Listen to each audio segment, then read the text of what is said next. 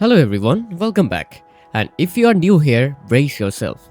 Because what we are covering today is one of the most psychologically devastating breakdowns in the entire history of generosity. What happens when the most controlled man in the room finally loses that control? And what it costs everyone around him when he dies? The tension in generosity reached a boiling point unlike anything fans had seen before, as Victor Newman, usually the embodiment of cold, calculated control, finally snapped in a way that sent shockwaves through every corner of his empire, all triggered by a moment he was never supposed to witness. It began quietly, almost innocently, with Victor arriving at Jabot under the pretense of a routine business confrontation with Jack Abbott, their rivalry as old and bitter as ever, layered with decades of betrayal, manipulation, and pride. But what Victor didn't expect, what no one could have predicted, was that he would overhear a conversation that would ignite something dangerously primal inside him. Hidden just beyond the slightly ajar of his door, Victor listened as Jack spoke in a low, intense voice to Diane and Kyle, outlining what could only be described as a strategic takedown of Newman Enterprises. This wasn't just another corporate maneuver, it was personal, surgical, and devastatingly thorough. Jack detailed plans to dismantle Victor's alliances, exploit vulnerabilities in his overseas holdings, and most shockingly, leverage insider information that suggested someone close to Victor had already been compromised. Every word landed like a blow, but what truly shattered Victor's composure was Jack's final statement. A chilling declaration that this time there would be no recovery, no comeback, no second act for the great Victor Newman. "We finish him," Jack said, his voice steady and unflinching. "For good," and in that instant something inside Victor broke. For a man who prided himself on control above all else, Victor's reaction was explosive. He didn't storm in immediately. No, that would have been too predictable. Instead, he stepped back into the shadows, his mind racing, his pulse pounding with a mix of fury and something far more dangerous: fear. Not fear of defeat, but fear of betrayal. Who had fed Jack that information? Who had turned against him? The questions consumed him, twisting his rage into a razor-sharp obsession. By the time he returned to the Newman ranch, the transformation was complete. Gone was the composed patriarch. In his place stood a man on the edge. A man who would stop at nothing to protect what was his, and when he summoned his most trusted enforcers, men who had carried out his darkest orders without question. The air in the room grew thick with dread. Victor's voice, usually calm and commanding, trembled with barely contained fury as he uttered the words that would change everything. "Find out who's behind this. And if Jack thinks he can take me down, he's already made his last mistake. I want him stopped permanently." Those words sent a ripple of shock even through his most loyal operatives. This wasn't Victor playing chess. This was Victor declaring war, and not the kind fought in boardrooms or through backdoor deals, but a war with real, irreversible consequences.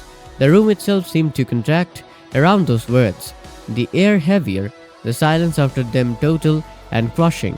Every man in that room understood something in that moment that no one was willing to say aloud. They were no longer advisors, operatives, or allies. They were instruments of something that had moved entirely beyond reasons and into the territory of pure, annihilating will. Now let's slow this all the way down, because the real story isn't in the explosion. It's in everything that built up to it, beat by beat, breath by breath, in the spaces between words where the real and lasting damage was done. Think about where Victor Newman was standing in that hallway at Jabot. The building itself felt like hostile territory, Jack Abbott's kingdom, decorated with the kind of polished, self-congratulatory confidence that had always irritated Victor at a bone-deep level. The fluorescent lights hummed above him with an almost clinical indifference. There was the faint smell of coffee drifting from a nearby break room, the distant clatter of keyboards, the muffled laughter of people who had absolutely no idea that the most dangerous man in generosity was standing perfectly still in their corridor, listening to something that would change everything. Victor wasn't supposed to be there. He had arrived for a confrontation he fully expected to control, and instead found himself ambushed by words that were never intended for his ears. And that right there is the cruelest irony of this entire situation. Victor Newman, a man who has built his entire life around never being caught off guard, was caught completely and utterly off guard. He stood in that hallway not as a titan, not as a patriarch, but as something far more vulnerable, a man eavesdropping on his own destruction, the soft murmur of Jack's voice carrying through that barely open door must have felt like a blade being sharpened with surgical precision. Each measured sentence carving away another layer of Victor's certainty. He heard his name spoken out not with respect or even contempt, but with something infinitely worse. With calm, unwavering confidence, Jack wasn't angry when he said those words. He was composed, methodical, and that composed, methodical confidence was more terrifying to Victor than any raised voice. Any open declaration of war, any frontal attack could ever be.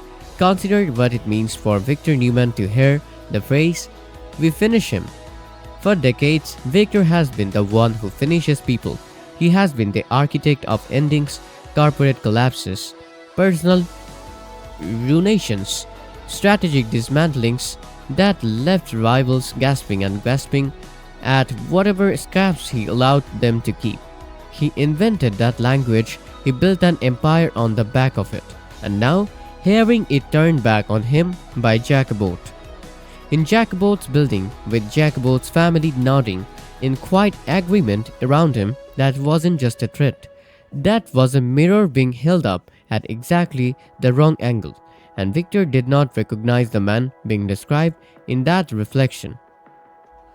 The walk back to his car must have felt like crossing a great distance in a very short space.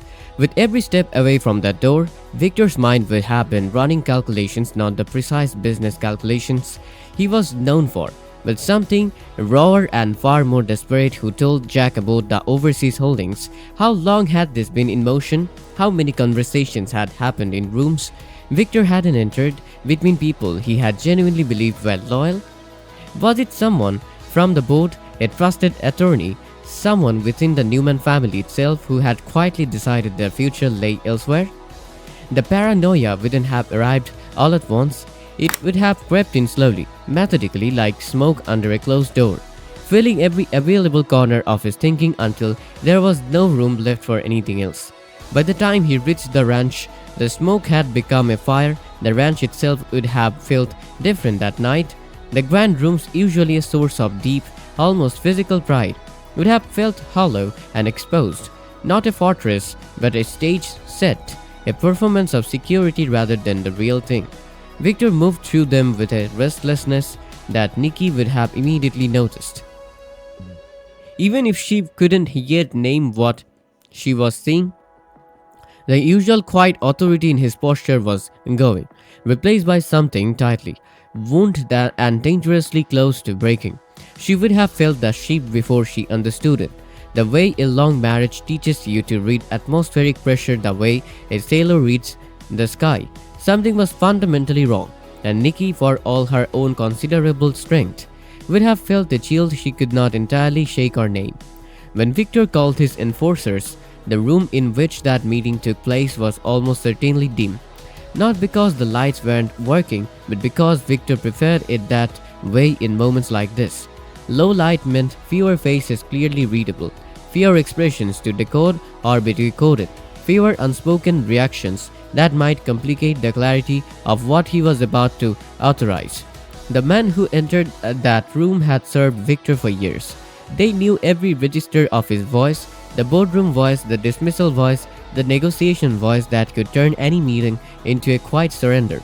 And they knew, with absolute certainty, the voice he was using now, it was the one that meant he had moved past strategy and into something older, more elemental, something that had no interest in nuance or reversibility.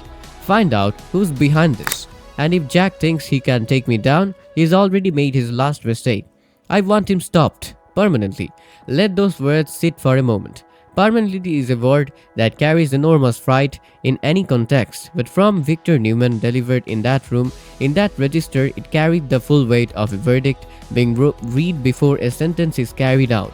He was not exploring options. He was not inviting discussion. He had already decided in that corridor at Jabot with his back to the wall and his impulse hammering what the answer to Jack Abbott had to be. The only variable remaining was execution, and Victor Newman had never in his life been afraid of executing a decision, no matter what it cost. Meanwhile, across town, Jack remained unaware of just how much Victor had overheard, but he sensed the shift in the air. Diane, ever perceptive, warned him that pushing Victor this far could have catastrophic repercussions, but Jack was resolute. Years of resentment had built to this moment, and he believed he was finally in a position to end their feud once and for all. What Jack didn't realize was that he had crossed a line, one that Victor would never forgive. But here's what makes Diane's warning so haunting in retrospect. She wasn't wrong, and she knew she wasn't wrong, which made the weight of being dismissed all the heavier carry. She had witnessed Victor in various states of fury over the years. The cold fury, the strategic fury, the deeply controlled fury that manifested as precise and targeted retaliation, but she recognized something categorically different now, in the quality of the silence coming from the Newman side of things. Certain conversations ended too quickly. Certain contacts went quite without explanation. There was an atmospheric stillness emanating from Victor's camp that felt less like inaction and more like the held breath before a wave breaks. And Diane understood, with a certainty that settled cold in her chest, that the machinery of his response had already been set in motion. Kyle's internal conflict at this stage deserves its own careful examination, because Kyle represents something that neither Victor nor Jack is fully accounting for in their calculations. The collateral consigns, he loves his father, he respects the cause, he understands the justice underlying what they are trying to accomplish together, but Kyle has always carried within him a sense of proportion, a belief that the means must bear some honest relationship to the ends, that there exists a threshold beyond which righteous action becomes something less defensible and far harder to live with. Standing in that Jabot office, listening to the language of his father's plan take on an increasingly absolute character, Kyle felt something shift beneath him. Not quite fear, not quite doubt, but something closer to the quasi recognition that they had traveled much farther from the shore than intended, and that the way back was no longer clearly visible from where they were standing. There is something uniquely revealing about watching a plan you believed in begin to feel like a liability.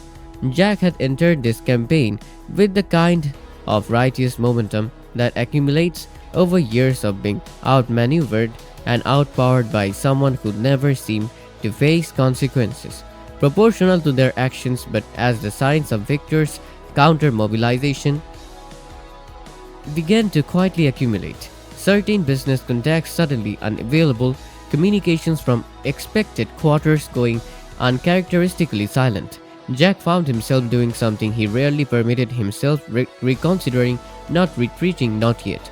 But the first hairline fractures of genuine doubt were beginning to appear in what had felt like an airtight foundation. And Jack was too experienced not to know that hairline fractures are precisely where catastrophic failures originate. As the days unfolded, the fallout began to take shape in subtle but ominous ways. Key Newman associates started disappearing from their usual routines, covert investigations were launched, and whispers of internal betrayal began to surface. Victor's paranoia grew, and with it his ruthlessness. He questioned everyone, family, lies, even those who had stood by him for decades. Nikki tried to reach him, to pull him back from the brink, but even she struggled to recognize the man he had become. This wasn't the Victor who fought to protect his legacy. This was a man consumed by vengeance, willing to destroy anyone who stood in his way. The interrogations and no software genuinely applies happened in settings deliberately designed to feel casual, which made them infinitely more unsettling to endure. A working lunch that quietly became a cross-examination of loyalty, a routine phone call that began as a check-in and ended as a detailed audit of allegiances. People who had known Victor Newman for 20 years found themselves suddenly recalibrating, uncertain whether that long history afforded them protection or simply provided him with more detailed material to evaluate and potentially use. The atmosphere inside Newman Enterprises transformed in a matter of days, from confidence to a pervasive, low-grade vigilance, the kind that spreads through an organization the way illness spreads through a household, invisibly and faster than anyone anticipates. At the same time, Jack's plan moved forward with precision, each step bringing him closer to what he believed would be Victor's ultimate downfall. Kyle, torn between loyalty to his father and his own moral compass, began to question whether they were going too far, but Jack dismissed his concerns. To him, this was justice, long overdue and absolutely necessary. Yet, the deeper they went, the more dangerous the situation became, because Victor wasn't just reacting, he was planning something far more devastating in return. The turning point came during a high-stakes corporate event, where both men were set to appear, each unaware of the full extent of the other's intentions. The atmosphere was electric, charged with tension that everyone in the room could feel but no one could quite explain. When Victor arrived, his presence alone sent a chill through the crowd. His eyes locked onto Jack with an intensity that was almost terrifying. And for a brief moment it seemed as though time itself had stopped. Then with a cold, deliberate calm, Victor approached him, his voice low enough that only Jack could hear. "You could finish this when you had the chance," he said, "because now it's too late." What followed was a confrontation that would go down as one of the most explosive in Genoa City history. Accusations flew, secrets were exposed, and the carefully constructed facades both men had maintained began to crumble. But beneath it all was something far more dangerous, a realization that this feud had escalated beyond control, that the line between strategy and destruction had been irrevocably crossed. And as Victor's earlier command echoed in the background, "Kill him," it became clear that the consequences of this moment would be far-reaching and irreversible. In the aftermath, alliances would be tested, loyalties would be shattered, and the very foundation of both the Newman and Abbott empires would be thrown into chaos. Because when Victor Newman loses control, the fallout isn't contained. It spreads, touching everyone and everything in its path. And as the dust begins to settle, one question looms larger than ever. Has Victor gone too far this time, or is this simply the inevitable result of a war that was always destined to end in devastation? As the fallout from that explosive confrontation rippled through Genoa City, the consequences began to crystallize in ways no one, not even Victor Newman, could have fully anticipated. What started as a calculated rivalry had now spiraled into something far more volatile, where emotion eclipsed logic and pride threatened to destroy everything both men had spent decades building. Victor returned to the ranch that night not with triumph, but with a storm still raging inside him. The command he had given, fueled by betrayal and fury, hung in the air like a loaded weapon, one that could not easily be taken back.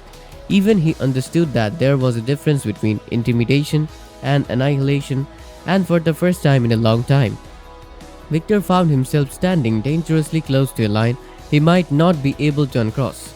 Meanwhile, Jack Abbott began to piece together the truth. Victor had overheard everything. The realization hit him like a shockwave. This wasn't just a business war anymore. This was deeply personal and far more dangerous than he had planned for. Diane urged him to reconsider, to pull back before things escalated beyond repair, but Jack's pride clashed with his growing sense of unease. He had wanted to win, to finally defeat Victor, but not like this. Not with the possibility of irreversible consequences looming over them all. At the heart of it all, the families began to feel the strain. Nikki's concern turned into fear as she saw Victor slipping farther into darkness. His usual restraint replaced by cold determination, she confronted him, demanding to know how far he was willing to go. But Victor's silence spoke louder than any answer. On the abode side, Kyle's doubts intensified, forcing him to question whether loyalty to his father justified the risk they were all now facing. The generational impact of this feud became undeniable. This wasn't just Victor versus Jack anymore. It was a legacy war threatening to consume everyone connected to them. And yet, beneath the anger and the chaos, a deeper question began to emerge. What was the true cost of winning? For Victor, victory had always been about dominance, about proving that he could not be beaten. But now, as the stakes reached a breaking point, even he had to confront the possibility that some victories come at too high a price. For Jack, the pursuit of justice and long-awaited triumph suddenly felt heavier, burdened by the realization that he may have unleashed something he could no longer control. In classic generosity fashion, the story doesn't end here. It evolves, the tension remains thick, the danger very real, and the future uncertain. Will Victor pull back before it's too late, or has he already set something unstoppable in motion? Can Jack find a way to de-escalate, or will his determination push Victor even farther over the edge? And perhaps most importantly, when the dust finally settles, will there be anything left of the empires and the families they fought so hard to protect? One thing is certain, this is no longer just a rivalry, it's a reckoning. And here's the part that really hits me. This isn't just about power anymore. It's about control slipping through Victor's fingers.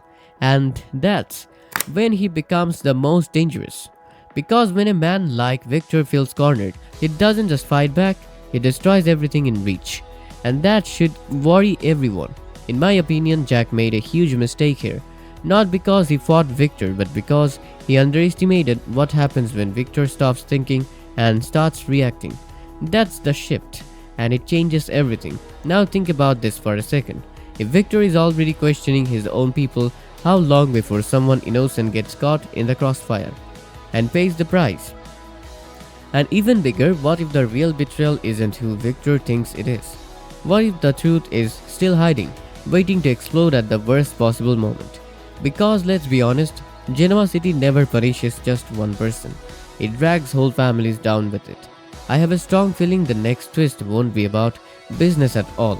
It's going to hit the Newman family directly. And when that happens, Victor won't just lose control. He might lose something he can never get back. And if that happens, can he ever come back from it? Or is this the beginning of the end for the most powerful man in generosity? Tell me what you think. Is Victor going too far this time, or is Jack finally getting what he deserves? And one more thing to think about. If you were in Victor's place, would you stop now or finish the war no matter the cost? Drop your thoughts below. I'm really curious where you stand on this. Because the next move could change everything.